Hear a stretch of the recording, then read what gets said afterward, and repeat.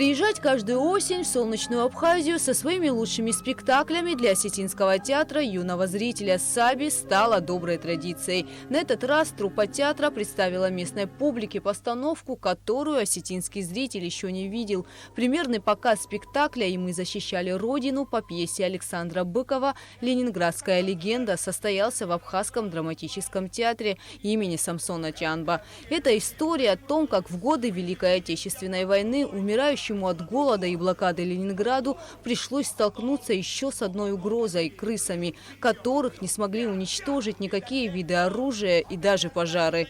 Главные герои спектакля ждут снятия блокады и из последних сил сражаются за город. По мнению руководства театра, такая история будет интересна не только детям, но и взрослым. Этот город наш. Хватит прятаться по подвалам и чердакам. Выходите на улицы, нападайте на людей. Не только дети, но и взрослые приходят на наши спектакли. Но у нас специфика работы такова, что изначально наш театр был театром кукол, и с 90-го года он переобразован именно для детей и юношества.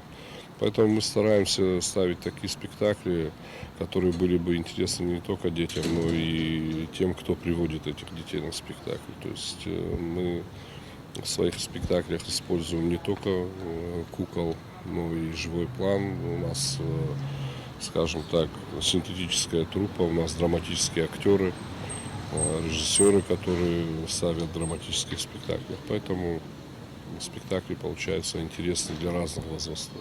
В этом году труппа осетинского театра вновь представила маленькому зрителю спектакль «Дочь солнца» по мотивам абхазского поэта Константина Ломия. Это история о любви к родине, о подвигах и о жертвах, на которые может пойти человек ради спасения народа. Главный герой Ахра находит в себе силы, чтобы вернуть в родную Абхазию солнце. Чтобы посмотреть постановку на набережной Сухума, где проходил спектакль, собралось немало зрителей. Я Ахра, сын земли абхазской. Родился только лишь вчера. Но жить не стану жизнью рабской. Вернуть светило нам пора. Особо запомнился спектакль на площади, потому что это впервые в моей жизни. То есть такая неформальная обстановка тем, что ты на площади, рядом море, люди собираются. И он прошел достаточно хорошо.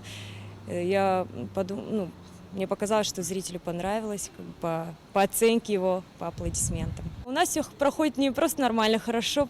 Люблю вашего зрителя, как детей. Сейчас уже полюбила взрослого зрителя, играла только на детей в том году, в позапрошлом. И всегда очень приятно приезжать сюда, как к себе домой. Актеры театра приглашают их к себе в республику и надеются, что в будущем в Абхазии появится свой театр юного зрителя. Насчет обменных, конечно, было бы замечательно, потому что в любом случае опыт, когда передается из одного коллектива в другой, и коллективы делятся своими какими-то находками и так далее, это, безусловно, самое лучшее, что может быть, потому что фантазия у всех разная, взгляд на какие-то произведения тоже совсем разный. И, конечно, это бывает очень интересно послушать другого человека, как он мыслит, как он это видит. А насчет гастролей у нас все, в принципе, проходит замечательно. Мы не первый год в Абхазии.